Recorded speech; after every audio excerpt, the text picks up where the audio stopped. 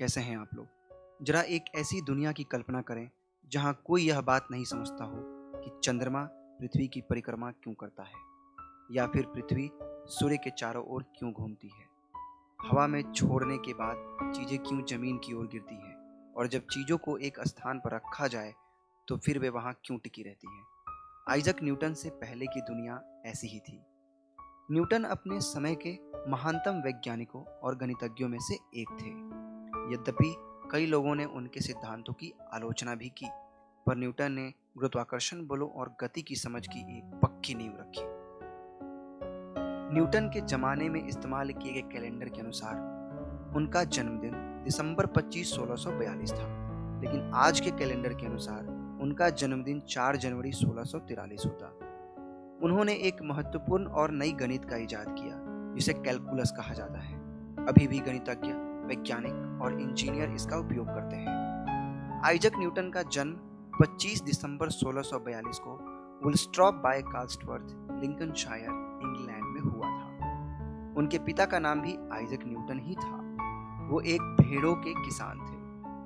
बेटे के पैदा होने से 3 महीने पहले ही उनकी मृत्यु हो गई थी। आइजक का जन्म 9 महीने से पहले ही हो गया था, इसलिए वो बहुत कमजोर था और उसके जीने की उम्मीद बहुत कम थी। जब आइजक 3 साल का था तब उसकी माँ हन्ना ने दोबारा शादी की।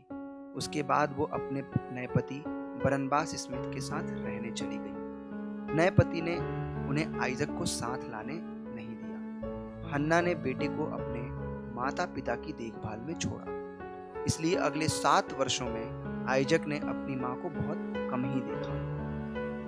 नए पति के साथ हन्ना के 3 और बच्चे हुए। आइजक पड़ोस के स्थानीय स्कूलों में पढ़ा।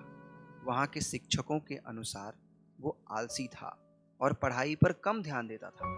आइजक की लिखाई में दुख और क्रोध झलकता था, जिसके कारण माँ द्वारा उसे छोड़ना हो सकता था। जब 1653 में बरनबास स्मिथ की मृत्यु हुई तो फिर हन्ना आइजक के पास लौट आई। वो अपने 3 अन्य बच्चों को भी साथ लाई। 2 साल बाद 12 साल की उम्र में आइजक ने ग्रांथम के किंग्स स्कूल में पढ़ने के लिए घर छोड़ा। उस काल में कई परिवारों के लड़के अक्सर घर छोड़कर स्कूल जाते थे।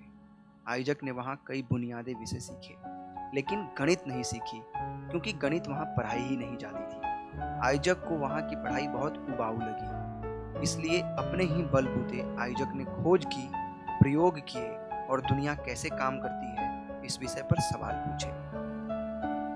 जब आइजक 17 वर्ष का हुआ तो माँ ने उसे किंग्स स्कूल छोड़ने को कहा। क्या आपको पता है दोस्तों, किसी ने आई न्यूटन नाम किंग्स स्कूल की एक खिड़की पर खोदा। ऐसा माना जाता है कि आइजक न्यूटन ने ही वो नक्काशी की थी।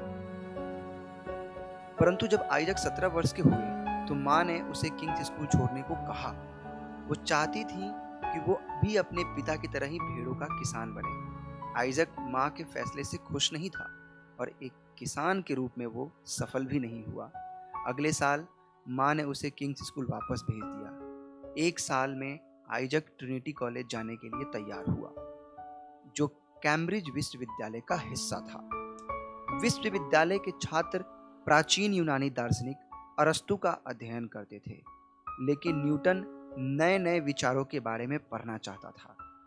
अपने दम पर आइजक ने अपने काल के आधुनिक दार्शनिकों और वैज्ञानिकों कोपरनिकस और गैलीलियो के विचारों का अध्ययन किया। न्यूटन ने जनवरी 1665 में कैम्ब्रिज से स्नातक की डिग्री हासिल की। अगर इतिहासकारों की माने तो उनके अनुसार एक पेड़ से सेब के गिरने को देखकर गुरुत्वाकर्षण कैसे काम करता है उसका आभास न्यूटन को हुआ। प्रकृति कैसे काम करती है यह पता लगाने के लिए न्यूटन ने गणित का उपयोग किया। वास्तव में उन्होंने एक नए प्रकार की गणित विकसित की, जिसे उन्होंने फ्लिक्सॉन्स विधि कहा। बाद में उसे कैलकुलस कहा गया। न्यूटन अपने गणितीय नतीजों को तब तक प्रकाशित नहीं करता था जब तक वो किसी समस्या का अंतिम हल नहीं निकाल लेता था, पर इस काम में कभी कभी कई साल लग जाते थे।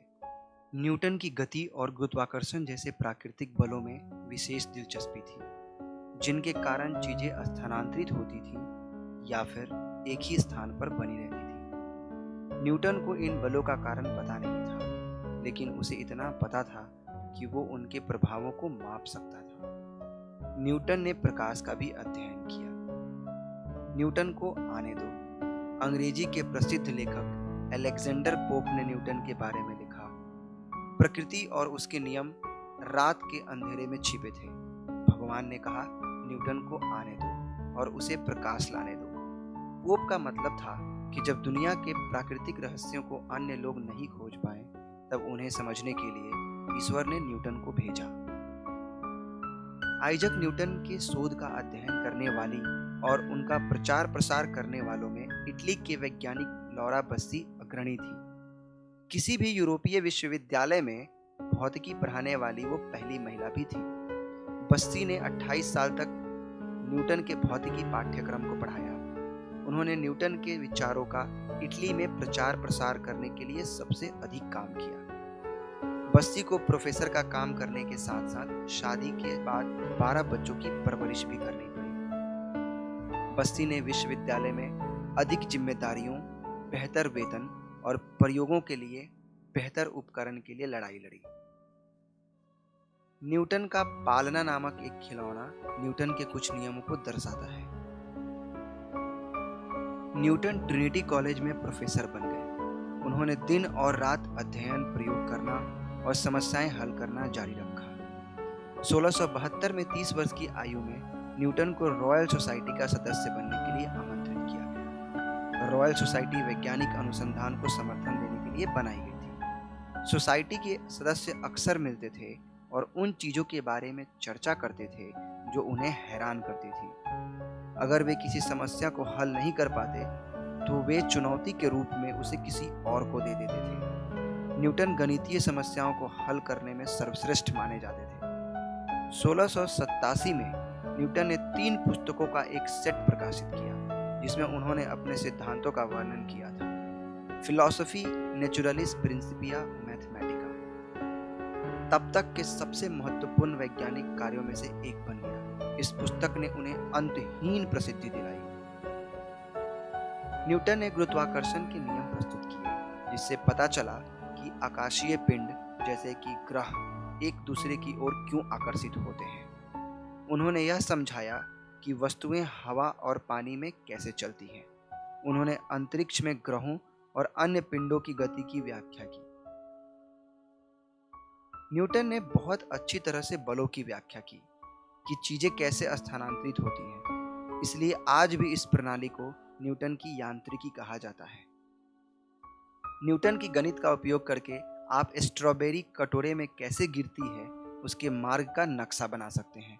पत्थर गिराने के बाद कितनी तेजी से गिरेगा या किसी किताब को उठाने के लिए कितना बल लगेगा, आप वो भी जान सकते हैं। हम पृथ्वी के चारों ओर चंद्रमा की परिक्रमा का वर्णन कर सकते हैं। असल में हम किसी भी गतिशील चीज को न्यूटन की गणित द्वारा समझ सकते हैं। न्यूटन के गति के नियम। आइजक न्यूटन संभवतः अपने गति के 3 नियमों के लिए सबसे ज्यादा प्रसिद्ध हैं। यह नियम बताते हैं कि जब वस्तुएं चलती हैं या जब वे स्थिर होती हैं तब क्या होता है। उन्होंने प्रिंसिपिया में अपने गति के नियमों का वर्णन किया। पहला नियम। न्यूटन के गति का पहला नियम, जिसको जड़त्व का नियम भी कहा जाता है, जड़ता का अर्थ होता है गति में परिवर्तन का प्रतिरोध। साधारण भाषा में गति का यह नियम कहता है कोई भी वस्तु जो स्थिर हो या जो किसी सीधी रेखा में तेजी से आगे बढ़ रही हो, वो तब तक उसी तरह रहेगी जब तक कि कोई बाहरी बल उस पर कार्य नहीं करता है। न्यूटन का मतलब था कि जब कोई नया बल किसी वस्तु पर जोर नहीं लगाता या उसे धक्का नहीं देता है, तब तक उस वस्तु की गति नहीं बदलेगी। चीजें जो स्थिर हैं वो अभी भी स्थिर रहेंगी। जो चीज एक सीधी रेखा में स्थिर गति से चल रही है वो चीज वैसा ही चलती रहेगी। दूसरा नियम। न्यूटन के गति के दूसरे नियम को अक्सर त्वरण का नियम कहा जाता है। उसके अनुसार किसी वस्तु की गति में परिवर्तन उस पर लागू बल की मात्रा, बल की दिशा और वस्तु के द्रव्यमान पर निर्भर करता है। यह नियम बताता है कि जब कोई चीज किसी दूसरी वस्तु को धक्का देती है या खींचती है तो फिर क्या होता है? बल जितना बलशाली होगा, वस्तु उतनी ही तेज या धीमी होगी। किसी भारी वस्तु को तेज या धीमा करने के लिए एक मजबूत बल की आवश्यकता होगी। उदाहरण के लिए, कार की तुलना में साइकिल को रोकना आसान होगा। इस नियम के अनुसार कोई भी वस्तु उसी दिशा में आगे बढ़ेगी जिस दिशा में बल लग रहा होगा। एक वयस्क को बच्चे की तुलना में झूले पर धक्का देने में अधिक बल लगेगा। न्यूटन का तीसरा नियम ये कहता है कि प्रत्येक क्रिया की एक समान और विपरीत प्रतिक्रिया होती है। न्यूटन ने समझाया कि जब कोई बल किसी वस्तु को धकेलता है तो वो वस्तु बल की विपरीत दिशा में पीछे धकेलती है। इसे पीछे धकेलने वाले बल को प्रतिक्रिया बल कहा जाता है। यह नियम समझाता है कि हम पानी में नाव क्यों चला पाते हैं। पानी भी चप्पू को उतने ही जोर से वापस धकेलता है जितने जोर से चप्पू पानी को धकेलता है, जिससे नाव आगे चलती है। नियम यह भी समझाता है कि गुरुत्वाकर्षण के खिंचाव से कुर्सी फर्श से क्यों नहीं टकराती है। गति का मजा। जो लोग बर्फ पर स्केटिंग करते हैं वो यह नहीं जानते कि वे स्टंट प्रदर्शनों के लिए न्यूटन के गति नियमों का ही उपयोग कर रहे हैं। जो स्केटर पहाड़ी से नीचे आता है, जो गुरुत्वाकर्षण बल के कारण ही गति पकड़ता है, ढलान की प्रतिक्रिया बल स्केटर को ढलान से दूर आगे धकेलती है। घर्षण और वायु के प्रतिरोध दोनों आगे की गति का विरोध करते हैं और स्केटर की स्पीड को हल्के हल्के धीमा करते हैं। आइजक न्यूटन यह दिखाने वाले पहले व्यक्ति थे कि जिस बल के कारण बाकी ग्रह सूर्य के चारों ओर घूमते हैं, वही बल चीजों को पृथ्वी पर गिराता है। इतिहासकारों की माने तो न्यूटन को गुरुत्वाकर्षण का पता तब लगा जब उसने पेड़ से एक सेब को गिरते देखा। न्यूटन को लगा कि गुरुत्वाकर्षण ने सेब और चंद्रमा दोनों को पृथ्वी की ओर आकर्षित किया होगा। ये शायद सच ना हो, लेकिन न्यूटन ने गुरुत्वाकर्षण के बारे में तब सीखा जब वो ग्रामीण इलाकों में अपना समय बिता रहे थे। गुरुत्वाकर्षण वो है जो हमें जमीन पर रखता है और हमें अंतरिक्ष में तैरने से रोकता है। फ्रांसीसी गणितज्ञ और भौतिक विज्ञानी एमिली डी ब्रेटोइल न्यूटन की अनुयायी थी। वो एक धनी परिवार में जन्मी और उन्होंने एक अच्छी शिक्षा प्राप्त की, जो उस काल की अधिकांश लड़कियों के लिए असंभव था। शादी और 3 बच्चे होने के बाद उन्होंने न्यूटन के काम का अध्ययन शुरू किया। डी ब्रेटोइल की सबसे बड़ी उपलब्धि संभवतः न्यूटन की पुस्तक प्रिंसिपिया को फ्रेंच में अनुवाद करना था। उसके कारण न्यूटन का काम पूरे फ्रांस में फैला। अनुवाद में डी ब्रेटोइल ने अपनी टिप्पणियां और सिद्धांत भी शामिल किए। उनका अनुवाद आज भी उपयोग किया जाता है। आइजक न्यूटन ने लिखा कि अगर वो अन्य लोगों की तुलना में अधिक दूर तक देख पाए तो वो इसलिए संभव हुआ क्योंकि वो अतीत के दिग्गजों के कंधों पर खड़े थे। न्यूटन की खोजें अतीत के तमाम वैज्ञानिकों के विचारों और उनके प्रयोगों की नींव पर खड़ी थी। आइजक न्यूटन न केवल एक भौतिक विज्ञानी और गणितज्ञ थे, बल्कि एक आविष्कारक भी थे। उनके कुछ आविष्कारों का उपयोग आज भी किया जाता है, जैसे कि रिफ्लेक्टर टेलीस्कोप, जो एक दर्पण का उपयोग करता है। दर्पणों के उपयोग ने घुमावदार लेंसों की तुलना में टेलीस्कोप को बेहतर बनाया। न्यूटन की दूरबीन विशेष रूप से तारों के समूह को देखने के लिए बहुत अच्छी थी। न्यूटन इतने प्रसिद्ध और महत्वपूर्ण वैज्ञानिक थे कि लोग अक्सर उनके बारे में चुटकुले भी गढ़ते थे। 1696 में न्यूटन को रॉयल मिंट, जहां ब्रिटिश सिक्के बनते थे, उसका प्रभारी बनाया गया। टकसाल में न्यूटन की सेवा में इंग्लैंड की महारानी एनी ने उन्हें नाइट का खिताब दिया जब से वो सर आइजक न्यूटन बन गए। न्यूटन को अभी भी विज्ञान और गणित में दिलचस्पी थी। हालांकि 1703 में वे रॉयल सोसाइटी के अध्यक्ष बने। जब एक स्विस गणितज्ञ ने यूरोप के सभी गणितज्ञों के सामने एक समस्या रखी तो न्यूटन ने उस चुनौती को स्वीकार किया। यद्यपि गणितज्ञों के पास उस समस्या के हल के लिए 6 महीने की अवधि थी। लेकिन न्यूटन ने एक रात में उसका जवाब ढूंढ निकाला। लेकिन समस्या को कैसे हल किया यह न्यूटन को बताना पसंद नहीं था। इसलिए उन्होंने रॉयल सोसाइटी की पत्रिका में अपना नाम दिए बिना समस्या का हल छापा। न्यूटन अपने जीवन के कई चीजों के बारे में गुप्त रहते थे, शायद इसीलिए क्योंकि लोगों की आलोचनाएं उन्हें बहुत नाराज करती थी। आइजैक न्यूटन का 20 मार्च 1727 को 84 वर्ष की आयु में निधन हुआ। उन्हें लंदन के वेस्टमिंस्टर एबे में दफनाया गया, जहां कई महत्वपूर्ण ब्रिटिश राजा महाराजाओं को दफनाया गया था।